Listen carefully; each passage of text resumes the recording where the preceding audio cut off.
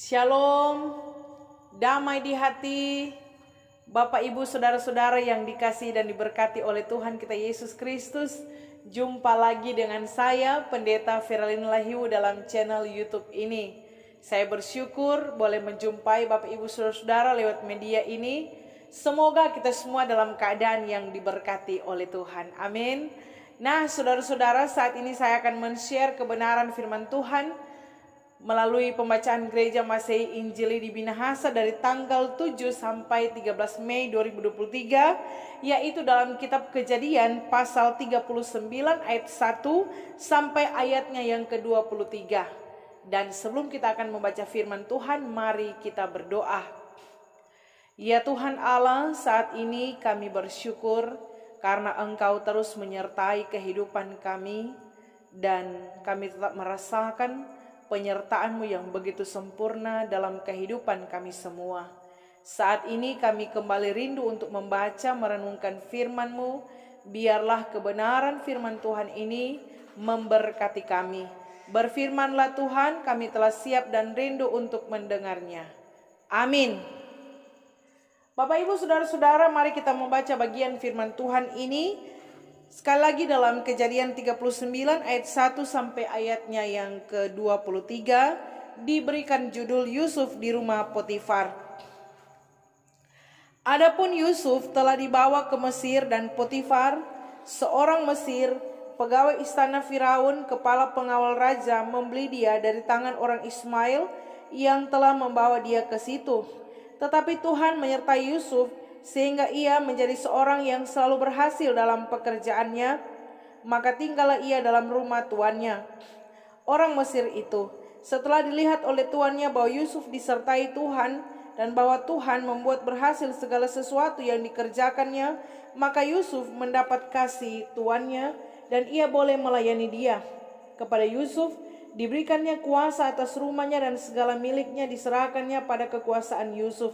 Sejak ia memberikan kuasa dalam rumahnya dan atas segala miliknya kepada Yusuf, Tuhan memberkati rumah orang Mesir itu karena Yusuf, sehingga berkat Tuhan ada atas segala miliknya, baik yang di rumah maupun yang di ladang. Segala miliknya diserahkannya pada kekuasaan Yusuf, dan dengan bantuan Yusuf, ia tidak usah lagi mengatur apa-apa pun selain dari makanannya sendiri. Adapun Yusuf itu manis sikapnya dan elok parasnya. Selang beberapa waktu istri tuannya memandang Yusuf dengan berahi, lalu katanya, "Marilah tidur dengan aku." Tetapi Yusuf menolak dan berkata kepada istri tuannya itu, "Dengan bantuanku, tuanku itu tidak lagi mengatur apa yang ada di rumah ini, dan ia telah menyerahkan segala miliknya pada kekuasaanku. Bahkan di rumah ini ia tidak lebih besar kuasanya daripadaku. Dan tiada yang tidak diserahkannya kepadaku selain daripada engkau, sebab engkau istrinya. Bagaimanakah mungkin aku melakukan kejahatan yang besar ini dan berbuat dosa terhadap Allah?" Walaupun dari hari ke hari perempuan itu membujuk Yusuf, Yusuf tidak mendengarkan bujukannya itu untuk tidur di sisinya dan bersetubuh dengan dia. Pada suatu hari, masuklah Yusuf ke dalam rumah untuk melakukan pekerjaannya.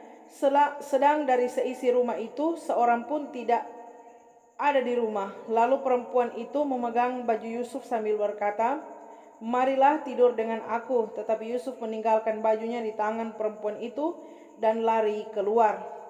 Ketika dilihat perempuan itu bahwa Yusuf meninggalkan bajunya dalam tangannya dan telah lari keluar, dipanggilnyalah seisi rumah itu, lalu katanya kepada mereka, "Lihat, dibawanya kemari seorang Ibrani, supaya orang ini dapat mempermainkan kita.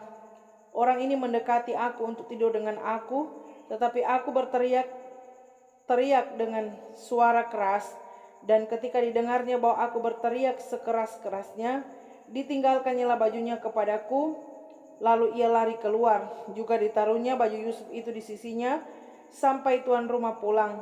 Perkataan itu juga yang diceritakan perempuan itu kepada Potifar. Katanya, "Hamba orang Ibrani yang kau bawa kemari itu datang kepadaku untuk mempermainkan aku. Tetapi ketika aku berteriak sekeras-kerasnya, ditinggalkannya bajunya padaku, lalu ia lari keluar." Baru saja didengar oleh tuannya perkataan yang diceritakan istrinya kepadanya, "Begini begitulah aku diperlakukan oleh hambamu itu." Maka bangkitlah amarahnya, lalu Yusuf ditangkap oleh tuannya dan dimasukkan ke dalam penjara, tempat tahanan-tahanan raja dikurung. Demikianlah Yusuf dipenjarakan di sana. Tetapi Tuhan menyertai Yusuf dan melimpahkan kasih setianya kepadanya dan membuat Yusuf kesayangan bagi kepala penjara itu.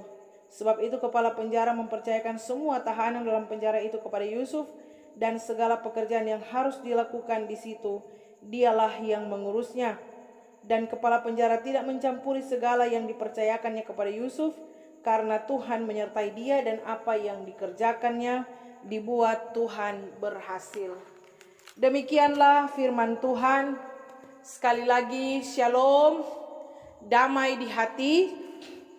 Bapak Ibu saudara-saudara yang diberkati Tuhan, bersyukur kita boleh berjumpa lewat media YouTube ini. Semoga kita semua selalu ada dalam naungan kasih dan perlindungan Tuhan, serta pemeliharaan Tuhan di tengah-tengah kehidupan kita semua.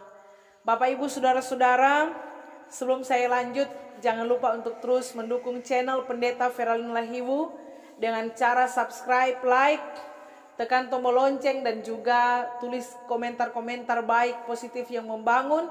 Dan jangan lupa untuk membagikan video YouTube ini sehingga pun ada banyak orang yang diberkati.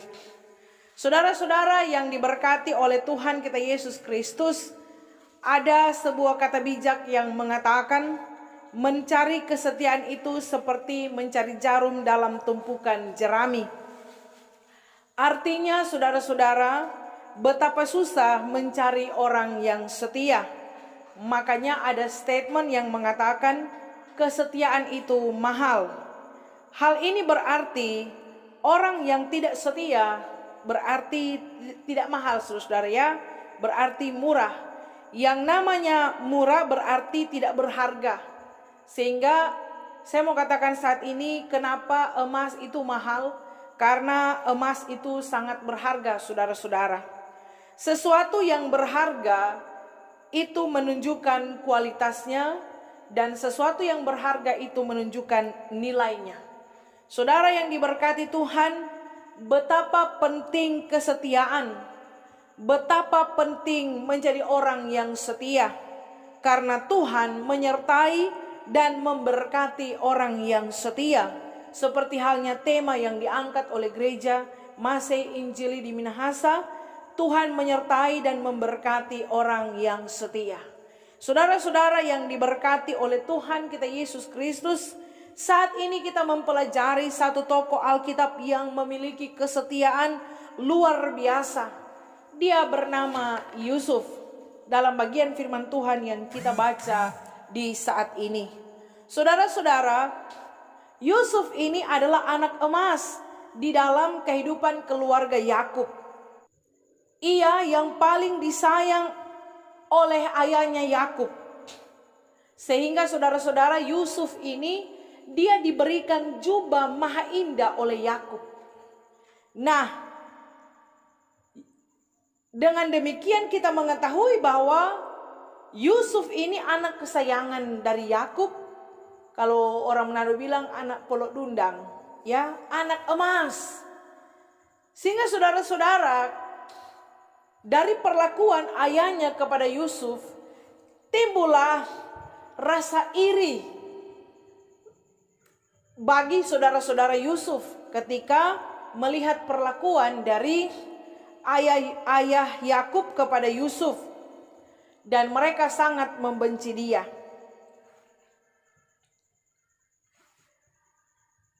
Saudara-saudara yang diberkati oleh Tuhan kita Yesus Kristus, karena kebencian ini, karena rasa iri hati ini, sehingga saudara-saudaranya membuang Yusuf ke sumur. Ya, ini dapat kita baca di perikop sebelumnya, saudara-saudara. Mereka membuang Yusuf ke sumur yang kering, namun rencananya mereka akan membunuh dia. Tapi saudara-saudara, ada salah satu saudaranya mengatakan agar supaya Yusuf ini dijual, dan pada saat itu ada seorang pedagang Ismail yang lewat dan mereka menjual Yusuf pada saat itu.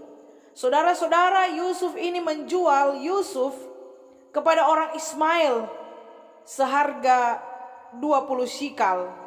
Saudara yang diberkati oleh Tuhan kita Yesus Kristus, sehingga orang Ismail ini pun membawa Yusuf ke Mesir dan menjualnya kepada seorang yang bernama Potifar. Di sini saudara-saudara, Yusuf dijual 2 kali. Pertama, saudara-saudaranya menjual kepada Ismail, dan juga selanjutnya ketika tiba di Mesir, Ismail menjual Yusuf. Jadi 2 kali Yusuf dijual, saudara-saudara. Ya, Bapak Ibu Saudara yang diberkati oleh Tuhan, Yusuf dijual kepada Potifar untuk menjadi seorang budak. Nah, di sini dapat kita melihat, ya, Yusuf yang tadinya di Kanaan kini ada di Mesir. Yusuf tadinya dekat dengan keluarga, kini dia jauh dengan keluarganya. Yusuf yang tadinya anak emas, kini dia menjadi budak di rumah Potifar. Yusuf yang tadinya ada di zona nyaman, di zona yang enak, namun berubah menjadi zona penderitaan. Bapak Ibu Saudara yang diberkati Tuhan, Yusuf di Mesir ini saudara, ketika dalam ayat yang pertama tadi dikatakan, adapun Yusuf telah dibawa ke Mesir. Saudara, sudah jelas saya katakan tadi bahwa Yusuf ketika dibawa ke Mesir itu dia dijual untuk menjadi budak. Yusuf di Mesir ini bukan dapat SK mutasi saudara, ya. Tapi Yusuf berada di Mesir karena dia dijual. Dijual menjadi budak. Pertama dijual oleh kakak-kakaknya, oleh saudara-saudaranya, dan kemudian orang Ismail ini menjualnya kepada Potifar. Saudara, kira-kira kalau itu terjadi pada orang, kira-kira torang marah atau nyanda? Ya, kalau apa yang dialami oleh Yusuf dan terjadi kepada kita, kira-kira torang marah atau enggak? Ya, mungkin ada lain yang mengatakan torang pasti marah. Mungkin lain mengatakan torang pasti kecewa. Ya, paling torang berpikir, kok bisa dia baking begitu pak kita padahal dia kita pe saudara. Saudara yang diberkati Tuhan, seharusnya Yusuf marah. Seharusnya Yusuf kecewa. Seharusnya Yusuf terluka. Tapi Alkitab tidak mencatat bahwa Yusuf membenci mereka. Alkitab tidak mencatat bahwa Yusuf marah dan kecewa serta terluka kepada mereka, saudara-saudara. Alkitab tidak mencatat bahwa Yusuf membenci saudara-saudaranya karena menjual dia. Malahan Yusuf berkata, ketika orang baca di perikop selanjutnya, saudara-saudara, waktu dia berjumpa dengan saudara-saudaranya yang datang ke Mesir, dia mengatakan, Yusuf mengatakan, memang kamu telah mereka-rekakan yang jahat terhadap aku, tetapi Allah telah mereka-rekakannya untuk kebaikan. Bayangkan saudara-saudara ya, luar biasa ini Yusuf pe hati ini saudara. Dia punya kebesaran hati untuk mengampuni dia pe saudara-saudara, sekalipun dia pe saudara-saudara ini pernah jual pada dia. Bapak Ibu Saudara yang diberkati Tuhan, yang saya mau katakan saat ini bahwa orang bisa melakukan apa saja terhadap kita. Mungkin orang menjahati kita, mungkin orang mengecewakan kita, mungkin orang melukai hati kita. Tetapi saya percaya Allah akan memakai itu untuk kebaikan kita. Amin saudara-saudara. Ya. Ayat 2 mengatakan, ketika Yusuf dibawa ke Mesir dan dijual kepada Potifar menjadi budak, ayat 2 mengatakan, tetapi Tuhan menyertai Yusuf sehingga ia menjadi seorang yang selalu berhasil dalam pekerjaannya dan seterusnya. Ini yang dapat kita garis bawahi saudara-saudara. Sekalipun Yusuf ada di tempat asing, dia jauh dari keluarga, dia ada di Mesir, menjadi budak. Ini yang harus kita garis bawahi. Ayat 2 mengatakan, tetapi Tuhan menyertai Yusuf. Saudara yang dikasihi dan diberkati oleh Tuhan kita Yesus Kristus, dampak dari penyertaan Tuhan kepada Yusuf, Alkitab mencatat bahwa dia selalu berhasil dalam pekerjaannya. Ketika semua diserahkan kepada Yusuf, semua berhasil, saudara. Jangan serahkan patorang, pasti kacau, ya. Pasti amburadul, saudara. Ya, semoga nyala demikian, Kang. Amin. Ya, firman Tuhan mengatakan ketika Potifar memberikan kepercayaan, diserahkan semua kepada Yusuf, Alkitab mencatat bahwa semua yang dikerjakan oleh Yusuf berhasil, saudara-saudara. Dan kemudian dampak dari penyertaan Tuhan, Yusuf ini mendapat kasih tuannya, yaitu Potifar. Dan kemudian Yusuf ini diberikan kesempatan oleh Potifar untuk tinggal di dalam rumah. Karena yang namanya budak itu tidak tinggal dalam rumah, saudara-saudara. Tapi Potifar memberikan semua kepercayaan, segala sesuatu, segala milik dari Potifar, baik yang ada di rumah dan di ladang, semua itu diserahkan kepada Yusuf untuk diatur, dikelola, dimanage dengan baik, Bapak Ibu Saudara. Saudara yang diberkati dan dikasihi oleh Tuhan kita Yesus Kristus, kita membaca ayat yang kelima, saudara. Ya, di sini firman Tuhan mengatakan, sejak ia memberikan kuasa dalam rumahnya dan atas segala miliknya kepada Yusuf, Tuhan memberkati rumah orang Mesir itu karena Yusuf, sehingga berkat Tuhan ada atas segala miliknya, baik yang di rumah maupun yang di ladang. Saudara yang diberkati oleh Tuhan kita Yesus Kristus, Alkitab mencatat bahwa ketika Potifar menyerahkan atau memberikan kuasa kepada Yusuf untuk mengatur segala milik Potifar, baik yang di rumah maupun di ladang, Alkitab mencatat Tuhan memberkati rumah orang Mesir itu karena Yusuf. Ya, artinya apa, saudara? Karena Yusuf ini menggerakkan tangan Allah untuk memberkati rumah orang Mesir itu. Kalau bilang rumah orang Mesir itu, saudara, orang Mesir ini tidak menyembah Allah yang disembah oleh Yusuf. Mereka menyembah dewa, ya. Mereka tidak kenal Tuhan Allah itu, saudara. Allah yang disembah oleh Yusuf. Makanya dikatakan, karena Yusuf, Tuhan memberkati rumah orang Mesir itu. Saudara yang diberkati oleh Tuhan kita Yesus Kristus, bayangkan ketika Yusuf memegang kekuasaan, ketika Yusuf memegang kendali dalam rumah itu, ya, rumah orang asing pun, rumah orang Mesir pun, ya, diberkati oleh Tuhan karena penyertaan Tuhan bersama dengan Yusuf. Saudara, sangat penting penyertaan Tuhan dalam kehidupan kita. Kalau bicara penyertaan, berarti Tuhan menyertai. Berarti kalau Tuhan menyertai, berarti Tuhan bersama-sama. Ya, Tuhan mengiringi, mendampingi, menemani, mencampuri, dan juga bahkan mengambil bagian. Itu kalau dikatakan Tuhan menyertai, saudara-saudara. Ya, jadi Tuhan ada sama-sama dengan Yusuf. Yusuf tidak sendirian, namun Tuhan menyertai dia. Artinya Tuhan bersama-sama dengan Yusuf. Tuhan tidak meninggalkan Yusuf. Sekalipun ada di tempat asing, sekalipun ada di Mesir, Alkitab mencatat rumah Potifar, ya, diberkati oleh Tuhan. Sekalipun di rumah Potifar Yusuf menjadi budak, namun Tuhan tidak membiarkan Yusuf, tapi Tuhan menyertai Yusuf. Saudara, betapa penting penyertaan Tuhan dalam kehidupan kita.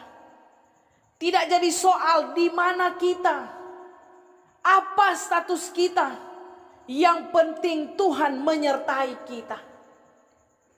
Karena saudara, sekaya apapun kita, sehebat apapun kita, setinggi apapun jabatan kita, jika Tuhan meninggalkan kita, habislah kita, saudara. Hal ini pernah terjadi kepada Raja Saul. Saat ia masih menjadi raja, Tuhan meninggalkan dia. Tuhan berkata, aku menyesal karena aku telah menjadikan Saul raja, sebab ia telah berbalik daripadaku dan tidak melaksanakan firmanku. Tuhan meninggalkan Saul pada saat dia menjadi raja. Saudara, kalau Tuhan meninggalkan kita, penyertaan Tuhan tidak lagi bersama dengan kita, habislah kita, saudara. Sehebat apapun kita, status apapun, jabatan apapun yang kita pegang, kalau Tuhan meninggalkan kita, habis kita, saudara. Ya, makanya tadi saya katakan betapa penting penyertaan Tuhan dalam kehidupan kita. Saudara yang diberkati Tuhan, jangan membuat Tuhan menyesal, ya, karena mempercayakan sesuatu kepada kita. Sehingga kalau kita dipercayakan sesuatu oleh Tuhan, mari kita kerjakan itu dengan segala baik. Jangan sampai Tuhan menyesal karena telah memilih kita sebagai pelayan khusus. Karena apa? Sebagai pelayan Tuhan tidak melakukan tugas tanggung jawab sebagai pelayan yang Tuhan percayakan. Jangan sampai Tuhan menyesal karena telah memilih kita menjadi hamba-hambanya, saudara. Ya, tetapi seperti halnya Yusuf, dia selalu berhasil dalam apa yang dikerjakannya karena Tuhan menyertai dia. Tuhan tidak meninggalkan Yusuf, saudara. Malahan Tuhan memberkati. Di mana ada Yusuf, di situ ada berkat. Begitu juga dalam turun kehidupan, saudara. Biarlah di mana ada kita, di situ ada berkat, saudara. Amin. Kita menjadi berkat dimanapun kita pergi dan berada. Penyertaan Tuhan menyertai kita, sehingga di mana torang, di situ ada berkat. Karena Tuhan memberkati. Karena ada torang di tempat itu, saudara. Jangan sampai di mana ada torang, di situ ada soe. Ya, di mana ada torang, di situ kacau, saudara. Tapi kehidupan ini betul-betul harus jadi berkat bagi orang lain, saudara-saudara. Harus menjadi berkat bagi banyak orang. Bapak Ibu Saudara yang diberkati oleh Tuhan kita Yesus Kristus. Biarlah kehidupan yang kita jalani adalah kehidupan yang memuliakan nama Tuhan. Karena pada masa-masa ini ada banyak orang malas, saudara, melayani Tuhan. Ya, banyak yang mengabaikan pelayanan, kasih biar pelayanan, saudara. Tapi marilah kita, ketika apapun yang dipercayakan kepada kita, biarlah kita melakukan itu untuk kemuliaan bagi nama Tuhan.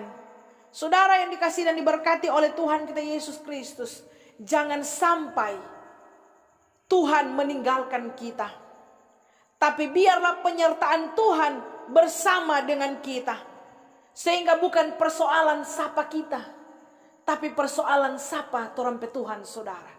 Dialah Allah pencipta langit dan bumi ini. Dialah Tuhan yang kita kenal dalam anaknya Yesus Kristus, juru selamat kita, saudara-saudara. Sehingga bukan persoalan di mana kita, ya. Banyak orang mempersoalkan ketika mau dapat di mana dia, saudara. Di tempat mana dia, banyak orang mempersoalkan. Namun saudara yang diberkati Tuhan, bukan persoalan di mana kita. Entah di tanpa kering, di tanpa basah, di desa, di kota, di pedalaman, di pesisir. Semuanya jadi soal, Bapak Ibu Saudara-saudara. Yang paling penting, dimanapun kita, Tuhan menyertai kita. Saat ada di desa, Tuhan menyertai. Saat ada di kota, Tuhan menyertai, saudara. Jangan di kota marnya ada Tuhan di sana. Tuhan tidak menyertai kita. Sehingga yang paling penting adalah bagaimana kita disertai oleh Tuhan. Itu yang paling penting, saudara. Yusuf mendapat kepercayaan mutlak. Semua milik Potifar diserahkan kepada Yusuf untuk diurus, dikelola dengan baik. Jadi saudara, Yusuf ini memegang kekuasaan semua kecuali dua. Yang pertama, makanan dari Potifar. Yang kedua, Potifar pe istri, saudara-saudara. Ya, orang baca ayat 6 dikatakan begini. Segala miliknya diserahkannya pada kekuasaan Yusuf, dan dengan bantuan Yusuf ia tidak usah lagi mengatur apa-apapun selain dari makanannya sendiri. Saudara, ketika baca ayat 6 ini, tentunya Potifar asik ya, saudara ya. Dengan bantuan Yusuf kan, dikatakan semua diserahkan kepada Yusuf. Dengan bantuan Yusuf, ia tidak usah lagi mengatur apa-apapun. Jadi ya kalau mau dikatakan Potifar di sini santai saudara ya. Biar dia pilih istana sebagai seorang kepala pengawal di istana, santai dia karena di rumah, di ladang semua dipercayakan kepada Yusuf. Yusuf yang atur, Yusuf yang kelola, Yusuf yang manage semua saudara-saudara. Jadi Potifar asik ini saudara ya. Nah, Bapak Ibu Saudara yang diberkati Tuhan, namun Alkitab mencatat dia hanya mengurus makanannya. Semua adanya urus karena ada Yusuf. Dia memberikan kepercayaan itu kepada Yusuf. Tapi kalau soal makanan, ya Yusufnya tidak urus saudara. Potifar yang urus DP makanan. Karena saudara yang diberkati Tuhan ya ini bicara apa ya? Sebuah prinsip ya. Sebuah kultur, sebuah budaya. Kalau orang baca di Kejadian 43 saudara ya. Di situ orang Mesir itu tidak boleh makan dengan orang Ibrani karena bagi mereka itu adalah suatu kekejian. Jadi makanan ini mereka tidak boleh makan bersama dengan orang Ibrani bagi orang Mesir. Suatu kekejian itu sesuatu yang sangat dibenci. Jadi jijik, menjijikan. Jadi saudara kalau jijik ya namanya jijik ya orang ini mau saudara ya. Sehingga itulah ada jarak yang besar antara orang Mesir dan orang Ibrani khususnya dalam hal makanan. Sehingga Potifar tidak mau makanannya itu diurus oleh Yusuf. Jadi itulah yang dikatakan oleh Alkitab bahwa dia hanya mengurus makanannya. Itu yang tidak diserahkan kepada Yusuf. Nah kemudian Alkitab mencatat adapun Yusuf itu manis sikapnya dan elok parasnya. Saudara yang diberkati Tuhan, Yusuf ini ketika ada di rumah Potifar dia masih sangat muda. Menurut sejarah dia ada di situ dari sekitar umur 17 tahun sampai 27 tahun. Jadi kurang lebih 10 tahun lamanya dia ada di rumah Potifar. Saudara yang diberkati Tuhan, Alkitab mencatat bahwa Yusuf ini manis sikapnya dan elok parasnya. Memang seimbang ya saudara. Masih muda, masih fresh, masih produktif ya, masih kuat ya. Memang calon menantu idaman ini Yusuf ini saudara-saudara. Ya, jadi dikatakan manis sikapnya dan elok parasnya. Siapa yang tidak akan tertarik dengan Yusuf? So pasung kompe bagus le DP kelakuan. Ya, makanya orang tua kalau jah bilang kalau cari pasangan itu biarnya ndak pasung, yang penting kelakuan bagus. Apalagi kalau pasung kong bagus le kelakuan, memang mantap saudara-saudara ya. Karena dari mungkin dari pengalaman-pengalaman biar pasung mar kalau kelakuan besai nyak guna ya. Biar le pasung glowing ya, mulus, mar kalau hati itang, hati busu nyak guna saudara-saudara. Tapi Alkitab mencatat bahwa Yusuf ini punya paras dan sikap yang baik. Makanya dikatakan oleh firman Tuhan sampai tanta mau suka pada dia. Ya, istri Potifar ini saudara. Jadi muncul di sini istri Potifar. Jadi kalau DP istri Potifar berarti dia adalah seorang nyonya. Ya, bos di rumah itu. Dikatakan saudara-saudara ya, dia dok bilang Pak Yusuf begini, marilah tidur dengan aku. Saudara, kalimat ini bukan ajakan, tapi ini sebuah perintah karena dia bos. Dia nyonya di rumah itu. Ya, kita pikir-pikir mungkin ini istri Potifar ini jablay itu saudara ya, jarang dibelai karena ya Potifar so sibuk karena dia sebagai kepala pengawal istana, tentunya dengan kesibukan-kesibukan yang ada. Apalagi kalau hari-hari di istana kan, karena dia sebagai kepala pengawal istana. Saudara yang diberkati Tuhan, ya lepas dari itu semua saudara, yang saya mau katakan di sini bahwa pastinya Yang namanya seorang istri kepala pengawal istana, pasti istri Potifar ini sangat cantik ya. Pasti dia cantik saudara. Apalagi dorang kaya ya, memiliki harta. Pastilah sampai DP makanan bergizi ya. Pasti makanan-makanannya mengandung nutrisi untuk kulit supaya DP kulit jadi bagus saudara ya. Pastilah dia nyak kurang dah baju mur dipanas. Dan pasti ya, istri Potifar ini tentunya sebagai seorang bos, nyonya, tentu merawat diri ya, urus diri ya, pasti dia cantik. Sehingga saudara yang diberkati Tuhan, namun ketika istri Potifar memerintah kepada Yusuf untuk marilah tidur dengan aku, ini bukan sebuah ajakan tapi sebuah perintah. Namun saudara, Yusuf berani menolak ya. Ayat 8 mengatakan, tetapi Yusuf menolak dan berkata kepada istri tuannya itu, dengan bantuanku, tuanku itu tidak lagi mengatur apa yang ada di rumah ini, dan ia telah menyerahkan segala miliknya pada kekuasaanku.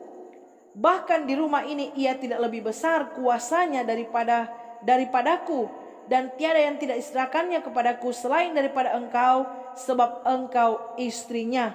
Bagaimana mungkin aku melakukan kejahatan yang besar ini dan berbuat dosa terhadap Allah? Saudara yang diberkati Tuhan, Yusuf di sini berani menolak perintah bosnya, nyonya di rumah itu. So tahu tuh kalau nyonya, ya. Padahal saudara-saudara, dia ini budak. Sekalipun dia diberikan kepercayaan, memanage, mengatur, mengelola di rumah itu, namun dia adalah pelayan di rumah itu, hamba, budak. Seharusnya apapun yang terjadi kepada Yusuf, dia sudah tidak ada lagi hak terhadap dirinya, saudara ya. Karena dia telah dijual dan dibeli oleh Potifar. Namun saudara yang diberkati Tuhan, sekalipun demikian Yusuf berani menolak ya. Sekalipun Yusuf tahu resiko yang harus dia tanggung, dia tidak pusing saudara. Dia berani menolak ya. Karena dia tahu Alkitab mencatat bahwa itu kejahatan dan itu berdosa kepada Allah. Saudara yang diberkati Tuhan, Yusuf menolak itu bukan karena takut mau dapat tahu saudara ya. Karena ada orang nyak baking dosa karena takut dapat tahu. Kalau nyak dapat tahu baking ya, ini yang bahaya. Jangan tidak melakukan kejahatan karena takut dapat tahu. Kalau nyak dapat tahu berarti baking dosa saudara, baking kejahatan. Ini yang disampaikan oleh Yusuf. Dia menolak itu karena pertama Yusuf tahu itu kejahatan. Yusuf tahu itu pengkhianatan. Bagaimana mungkin Yusuf katakan, aku melakukan kejahatan yang besar ini dan berbuat dosa kepada Allah. Bagi Yusuf, kepercayaan dan kebaikan Potifar tidak layak dibalas dengan pengkhianatan Bapak Ibu Saudara. Yusuf tahu diri. Dia nyandak lupa diri. Bahkan di rumah ini Yusuf bilang dia tidak lebih besar kuasanya daripada aku. Saudara yang diberkati Tuhan, luar biasa Yusuf ya. Dia nyandak lupa diri, nyandak sama dengan kacang lupa kulitnya saudara. Dia tahu bahwa Potifar sangat percaya kepada dia.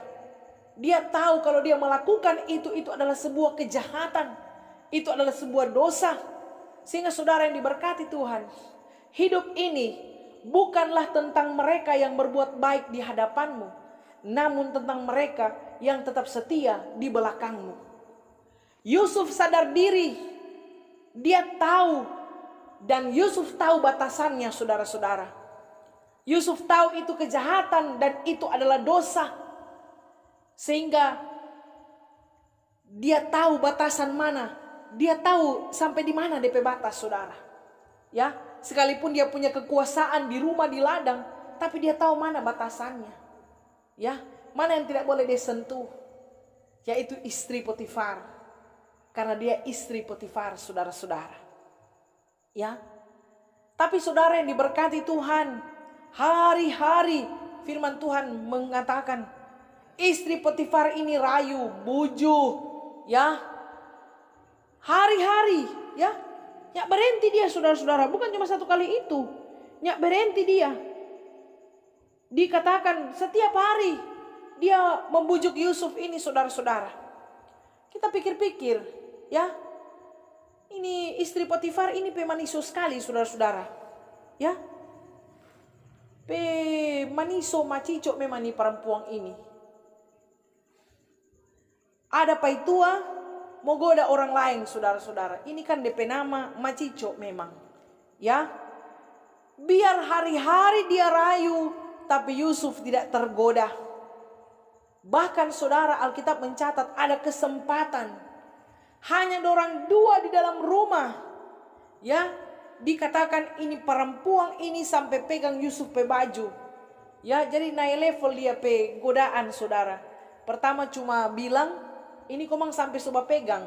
Bayangkan. Memang niat jahat memang, saudara. Ya. Tapi Alkitab mencatat, saudara, Yusuf lari dari situ. Saudara yang diberkati Tuhan, tidak ada satu orang pun yang kebal dengan dosa perzinahan. Mau dia pendeta, mau dia penatua, mau dia diaken, mau dia punya jabatan, nyanda ada jabatan, ya, punya status tertentu. Saudara yang diberkati Tuhan, tidak ada orang yang kebal dengan dosa ini. Sehingga kalau kita digoda dengan dosa persinahan, pakailah cara Yusuf, yaitu lari. Kalau digoda, lari, saudara. Jangan digoda badi yang ditampa. Oh iyo ada lari, no, mar lari di tempat. Ya, tapi lari menjauh, bajau, saudara. Ya, makanya Bapak Ibu Saudara yang diberkati Tuhan, ya, dosa perzinahan ini sangat menggoda. Apalagi kalau hari-hari baku chatting, ya, dengan orang pemain tua, dengan orang pemain tua, saudara, baku curhat, so rasa nyaman, akhirnya bahugel, saudara. Ya. Ini yang diingatkan oleh firman Tuhan saat ini. Jadi orang jangan terlalu macico, ya. Sehingga mampulah kita untuk menjaga integritas hidup kita. Makanya saudara yang diberkati Tuhan, kalau torang mau bagaya, mari bagaya patompe suami sendiri, saudara. Ya, bukan kepada orang lain. Karena banyak sekarang yang bagaya pa orang lain, bukan pa orang dalam rumah, saudara-saudara. Maka dari itu, yang melakukan dosa perzinahan ini berhenti. Ya, saudara yang diberkati Tuhan, Yusuf menjaga integritas hidupnya. Sekalipun saudara, dia tahu itu kejahatan, dia tahu itu dosa, dia tahu resiko yang harus dia terima. Potifar, istri Potifar ini, ketika dia tidak berhasil merayu Yusuf, dia mulai merekayasa, ya, cerita bohong supaya semua percaya dengan dia cerita. Makanya orang kalau sesuatu kali baleo terus-terus, saudara-saudara. Ya. Kalau dia berbohong pertama, kedua dia akan pasti berbohong untuk menutupi DP kebohongan pertama. Ini yang terjadi kepada istri Potifar. Ya. Dia mulai merekayasa cerita bohong. Mulai memfitnah Yusuf. Bahwa Yusuf kata yang mempermainkan pada dia. Padahal dia maniso sendiri, saudara-saudara, ya. Sehingga di sini yang saya mau katakan bahwa Yusuf tetap menjaga integritas hidupnya. Sekalipun pada akhirnya, saudara, dia harus masuk penjara karena difitnah. Ya, waktu istri Potifar ini lapor kepada Potifar, ya, nyandak sondor, tanya klarifikasi dan lain sebagainya, Potifar langsung marah. Dia langsung suruh masuk penjara Pak Yusuf, saudara. Tapi pikir-pikir, Potifar ini berarti telinga tipis, saudara ya. Ini boleh dengar sesuatu, belum langsung klarifikasi, belum langsung tanya, langsung saya masuk penjara Pak Yusuf. Padahal DP mai tua yang putar balik, saudara. Ya, ini yang diingatkan oleh firman Tuhan bagi kita semua, Bapak Ibu Saudara.